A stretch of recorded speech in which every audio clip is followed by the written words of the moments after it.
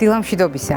ეს საქართველოს პირველი არხია, თქვენ უყურებთ გადაცემას პირადი ექიმი მარი მალაზონია ჟესტურ ენაზე თარგმანით. როგორც წესი, ჩვენი გადაცემა ადამიანს ეძღვნება და ამაში თქვენთვის უჩვეულო ახალი არაფერია.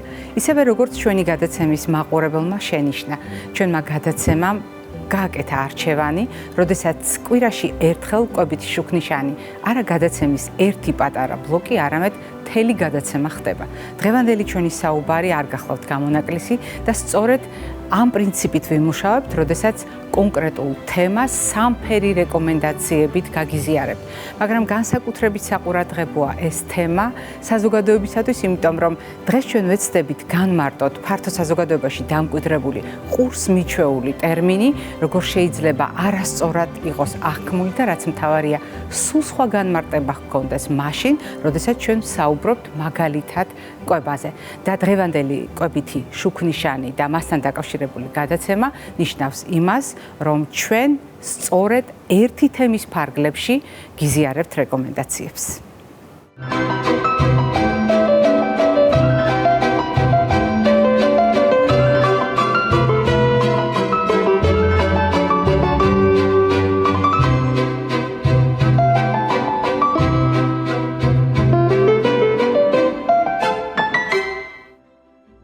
თუ თქვენ ჩვენი გადაცემის ერთგული მაყურებელი ბრძანდებით, ალბათ შენიშნავდით უკანასკნელი კვირების განმავლობაში კვებაზე საუბრის დროს საგანგებოდ ვაქცევდით ყურადღებას კონკრეტულ ფერებს. დიახ, ეს ყოველთვის ასე ხდება. კვებითი შუქნიშანი არის გამორჩეული იმით, რომ გვაძლევს საშუალებას კონკრეტული ფერი, როგორც დომინანტი გამოვყოთ და მას დაუკავშიროთ ესა თუ ის კვებითი რეკომენდაცია. ხან არის მკვეთრად წითელი, ხან არის ყვითელი, ხან არის მწვანე, მაგრამ ეს იმისათვის, რომ ხაზი გაუსვათ კონკრეტულ თემასთან მიმართებაში ერთ მთავარ გზავნილს და ასეთ შემთხვევაში ჩვენი ბოლო თემატიკა რატომღაც დაუკავშირდა წითელ ბანერს და ძალიან მკაფიო წარწერას, რომელსაც ყველა შენიშნავდით, ეს იყო შიმშილი. რატომ გამოვყავით ეს თემა ჩვენ ასე საგანგებოდ? გამოვყავით იმიტომ, რომ მაგალითად ჩვენ საუბრობდით მოყინვაზე. ჩვენ საუბრობდით ორგანიზმის თერმულ რეგულაციაზე. როგორ უნდა გვეზრუნა იმისათვის, რომ შეგვენარჩუნებინა ორგანიზმის მუდმივი ტემპერატურა მიუხედავად გარემოს ფაქტორების ცვლილებისა. და ასეთ შემთხვევაში, დიახ, ჩვენ საუბრობდით ნაკვებობაზე, რადგან არასაკმარისი ნაკვებობის პირობებში აღმოჩნდა, რომ იზრდება მკვეთრად რისკი იმისა, რომ ორგანიზმმა ვერ გაართვას თავი კონკრეტულ ამოცანებს. ასეთივე მდგომარეობაა გასათვალისწინებელი, მაგალითად, მაშინ, როდესაც ინფექციებზე ვსაუბრობთ. დიახ, ასეთივე წითელი ბანერი გაჩნდა ტუბერკულოზზე საუბრისას. რატომ? იმიტომ, რომ არასაკმარისი ნაკვებობა ნიშნავს არასაკმარის დაცულობას. დიახ, ჩვენი ორგანიზმის იმუნური სისტემა წარმოუდგენელია საკმარისი ნაკვებობის გარეშე.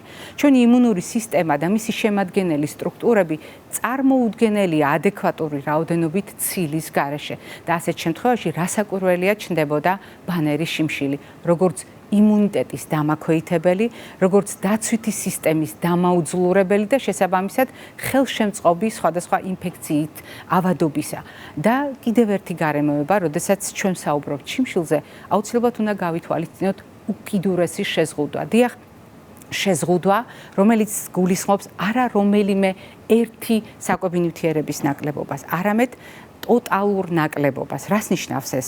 ნიშნავს იმას, რომ ჩვენს ორგანიზმს აკლია ენერგია, ჩვენს ორგანიზმს აკლია ენერგომატარებლები, როგორიც არის ცილები, ცხიმები, ნახშირწყლები, ჩვენს ორგანიზმს აკლია ვიტამინები, მინერალები, ჩვენს ორგანიზმს აკლია ბიოლოგიურად აქტიური ნივთიერებები და ეს ყველაფერი ჩვენი ორგანიზმის ყველა ფუნქციას აზარალებს და განსაკუთრებულ რისკს ქმნის ჯანმრთელობისა და სიცოცხლისათვის.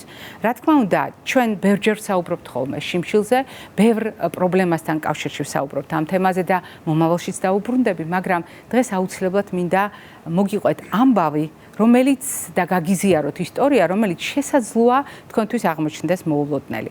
თუ თქვენ ადევნებთ თვალყურს წლების განმავლობაში ჩვენს გადაცემას, მე დარწმუნებული ვარ, გეცნობათ ეს თემა, მაგრამ მიუხედავად ამისა, მე ამ თემას ვუბრუნდები. ვუბრუნდები ერთი მარტივი მიზეზის გამო.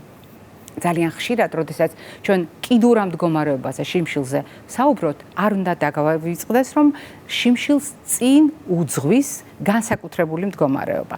წინუძღვის მდგომარეობა, როდესაც ორგანიზმს შეიძლება აკლია რომელიმე ნივთიერება, შეიძლება აკლია მხოლოდ ცილა, მხოლოდ ნახშირწყალი, მხოლოდ ცხიმი, მაგრამ აღმოჩნდა, რომ განსაკუთრებით საყურადღებო არის მდგომარეობა, როდესაც ჩვენს ორგანიზმს ერთდროულად აკლია ენერგია და აკლია ისეთი ენერგომატარებელი, როგორიც გახლავთ ცილა.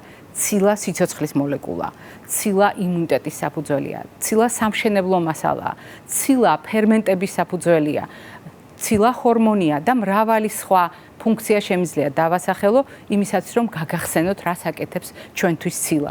მაგრამ როდესაც ჩვენ საუბრობთ განსაკუთრებულ მდგომარეობაზე, ჩვენს ორგანიზმს აკლია ცილა და ენერგია, ეს იმას ნიშნავს, რომ ჩვენ ვიმყოფებით განსაკუთრებული მდგომარეობის რისკის ქვეშ, რომელსაც ვერც კი წარმოგიდგენიათ რა ჰქვია. არადა ამ სიტყვას დარწმუნებული ვარ, ძალიან ხშირად იყენებთ და ამ მდგომარეობას ჰქვია მარაზმი.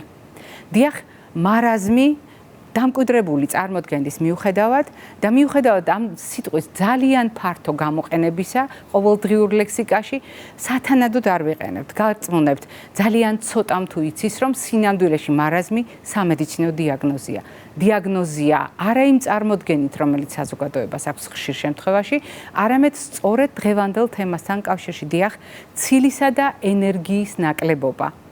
ზოგადად ორგანიზმის ნაკლებობის დეფიციტი არის მარაზმი, რომელსაც დიახ შეიძლება ახლდეს ფიზიკური მდგომარეობის შეფერხება, გონებრივი, მენტალური მდგომარეობის შეფერხება, ფსიქოემოციური სირთულეები, ფსიქიკური გამოვლინებების სირთულეები და ასე შემდეგ. მაგრამ ეს ყველაფერი განპირობებულია იმით, რომ ორგანიზმის ესა თუ ის სისტემა ზარალდება არასაკმარისი ენერგიით, ზარალდება ცილის ნაკლებობით.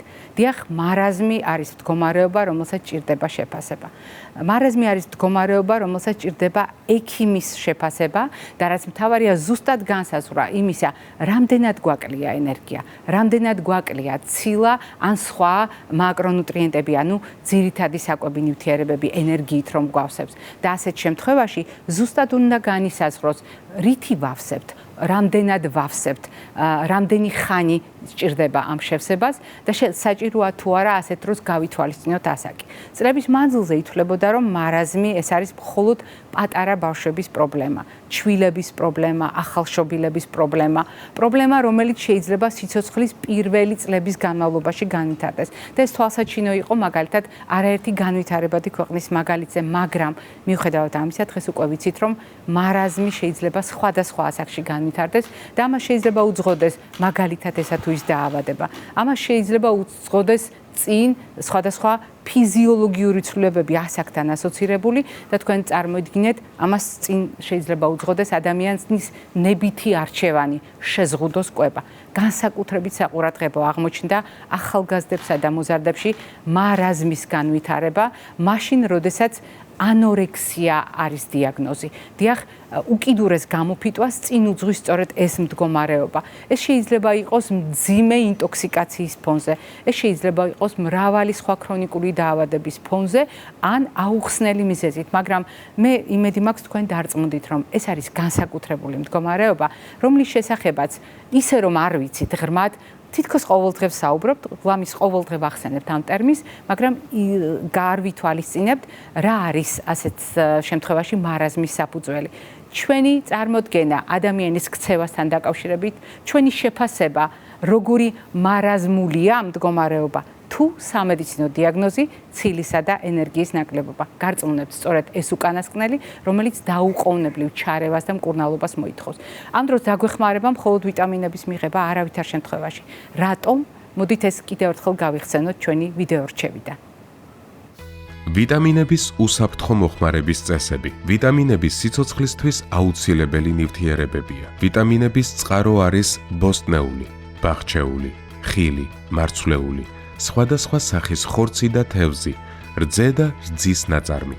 გახსოვდეთ, ვიტამინი წამალი, ანუ სამკურნალო საშუალებაა.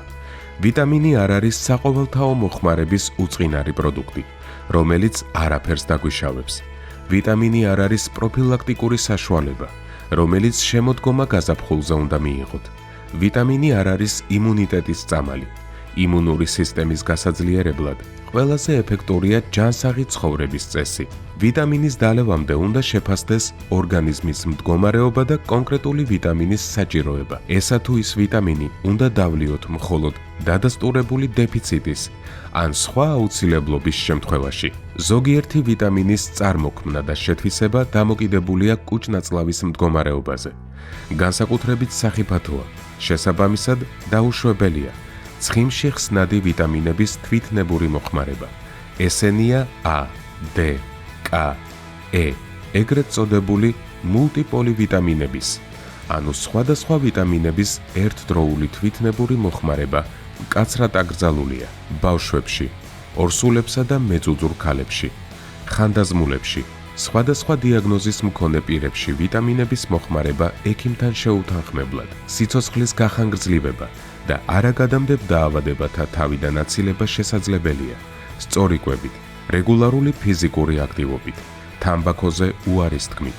აირჩიე ჯანსაღი ცხოვრების წესი პირადი ექიმის რჩევით. ჩვენ შეგნებულად გაგახსენეთ ვიდეო რჩევა ვიტამინების შესახებ, რადგან ძალიან მნიშვნელოვანია დამკვიდრებული წარმოდგენის მიუხედავად გვახსოვდეს, რომ ვიტამინი წამალია და ვიტამინის ყველა ფუნქციის შეთავსება არ შეუძლია, მას თავისი კონკრეტული ამოცანები აქვს და რაც მთავარია, მას არ შეუძლია შეასრულოს ყველა დანარჩენი ფუნქცია, რომელიც სხვა საკვებ ნივთიერებებს ეკისრება. განსაკუთრებით გასათვალისწინებელია ვიტამინების როლი შიმშილთან დაკავშირებით, რადგან ვიტამინები არ არის ენერგომატარებელი. ვიტამინებს და მინერალებს არ შეუძლიათ ენერგიით შეავსონ ორგანიზმი. ამისთვის ჩვენ გვაქვს ცილები, ცხიმები, ნახშირწყლები და ასეთ შემთხვევაში ჩვენ რასაკვირველია ვიტამინებთან და მინერალებთან ერთად ვახერხებთ ჩვენი ორგანიზმისათვის საცოცხლო ნივთიერებების მიღებას. მაგრამ ყოველთვის ასე ფრთხილად უნდა ვისაუბროთ შიმშილზე? რა თქმა უნდა, ყოველთვის ფრთხილად უნდა ვისაუბროთ. უნდა ვისაუბროთ შიმშილზე მხოლოდ ნეგატიურ კონტექსტში, არავითარ შემთხვევაში, რადგან მე მინდა გაგახსენოთ ჩვენი მრავალრიცხოვანი თემები, არაერთი საუბარი იმის შესახებ, როგორ შეიძლება ორგანიზმის თვითმონელება იქცეს ძალიან მნიშვნელოვან შესაძლებლობად ჯანმრთელობის აღდგენისთვის, ორგანიზმის გასაახალგაზრდავებლად, ზოგადად დღეგრძელობისათვის, მაშინ, როდესაც არასაკმარისი ენერგიისა და საკვები ნივთიერებების პირობებში, ან სრული არარსებობის პირობებში, ანუ შიმშილის პირობებში, ორგანიზმი მიმართავს აუტოფაგიას, თვითმონელებას. და თქვენ გახსოვთ ძალიან კარგად იაპონელი მეცნიერის ნობელის პრემია ამ დარგში, რომელზედაც ჩვენ ხშირად ვსაუბრობთ ხოლმე, მაგრამ მე ვისარგებლებ შემთხვევით და გაგახსენებთ მდგომარეობას, როდესაც მიზანმიმართულად ვიყენებთ შიმშილს იმისათვის, რომ დროში გადავანაწილოთ კვებისა და შიმშილის ფაზები ჩვენი ორგანიზმის მდგომარეობის გასაუმჯობესებლად. ასეთ მდგომარეობას მოგეხსენებათ ინტერვალური შიმშილი ჰქვია. რას ნიშნავს ინტერვალური შიმშილი? რატომღაც ჩვენ ყოველთვის გვახსენდება კონკრეტული სქემა, როგორ ნაწილდება დღის განმავლობაში საათები. სინამდვილეში ინტერვალურია შიმშილი ისეთი კვების მოდელის დროს, როგორიც გახლავთ 5-2-თან. რას ნიშნავს ეს? კვირის 7 დღე ისეა განაწილებული, რომ 5 დღე ჩვენ ვრჩებით ჩვეუკვებაზე და 2 დღე არის მიზანმიმართულად განსხვავებული იმისათვის, რომ ორგანიზმს შეუქმნათ მეტაბოლური სტრესი. ძალიან მნიშვნელოვანია 24 საათის სწორად გადანაწილება საკუთარი თავისებურებების გათვალისწინებით და ასეთ შემთხვევაში კვების მოდელი, როგორიც არის 8-16 ან 6-18 და ასე შემდეგ, სხვა არაფერია თუ არა დღეღამის 24 საათი კვებისა და შიმშილის ფაზების შესაბამისად. ანუ მაგალითად 8-16 ნიშნავს 8 საათის განმავლობაში კვებას და 16 საათის განმავლობაში საკვებისგან თავშეკავებას. მე დავაზუსტებ, როდესაც ჩვენ ასეთ კვებაზე ვსაუბრობთ, წინასწარ უნდა იყოს შეფასებული ადამიანის ჯანმრთელობის მდგომარეობა და ჯანმრთელობის მდგომარეობაში მე ვგულისხმობ ყველა იმ პარამეტრს, რომელსაც აქვს გავლენა მაგალითად კვების ჯერადობაზე, დროში გადანაწილებაზე, ულუფის ზომასა და საკვების რაციონზე. და ისეთი მდგომარეობები, როგორიც არის კუჭ-ნაწლავის ტრაქტის ზოგიერთი პათოლოგია, მაგალითად ნაღლის ბუშტის ზოგიერთი დაავადება, ნაღლის ბუშტის ოპერაციის შემდგომი ფაზა, როდესაც ჩვენ გვჭირდება მოკლე ინტერვალებით, დანაწევრებული, მცირე ულუფებით კვება, თქვენ თავად ძალიან კარგად იცით, რომ ასეთ შემთხვევაში დიდი ინტერვალებით შიმშილი არ იქნება მიზანშეწონილი. არის მდგომარეობები, როდესაც რაიმე მიზეზით ჩვენ სისხლში გლუკოზის დონე მერყეობს. ჩვენ ასეთი მდგომარეობა შეიძლება შევიგრძნოთ კიდეც, ძალიან ბევრი ადამიანი აღწერს გლუკოზის დონის ვარდნის დაბლა დაქვეითების შემთხვევაში, ანუ დაბლა დაცემის დაქვეითების შემთხვევაში, როგორ იგრძნო კანკალი, ოფლიანობა, დაუოკებელი შიმშილი. ეს არის ის ფაზა, როდესაც საკვების არ მიღება შეიძლება იყოს ძალიან სახიფათო. ამიტომ ყველა იმ ადამიანს, ვისაც რაიმე მიზეზით აქვს გლუკოზის დონის მერყეობა, დღე-ღამის განმავლობაში ვერ ვურჩევთ ინტერვალურ შიმშილს, ანუ მდგომარეობას, როდესაც მხოლოდ გარკვეული პერიოდის განმავლობაში იკვებება ადამიანი და დროის ძირითად ნაწილს, დღე-ღამის ძირითად ნაწილს საკვების გარეშე ატარებს. დღევანდელი ჩემი მაგალითები მხოლოდ იმაზე მეტყველებს, რომ ჩვენ უარს არ ვამბობთ შიმშილზე, როგორც ძალიან მნიშვნელოვან რეზერვზე ადამიანის ორგანიზმისა. ანუ ავტოფაგია ჩვენ შეგვიძლია ჩვენ სასიკეთოდ გამოვიყენოთ.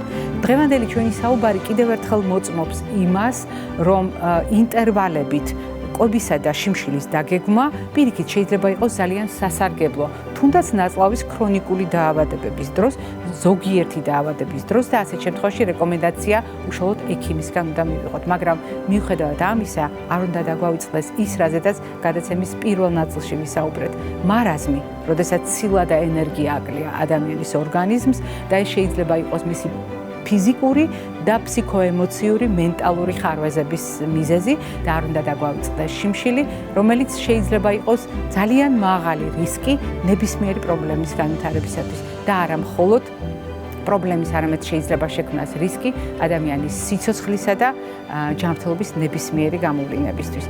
მე ამით გემშვიდობებით და ტრადიციულად გეტყვით ნახვამდის ჯანმრთელობას და დღესდღეობას გისურვებთ.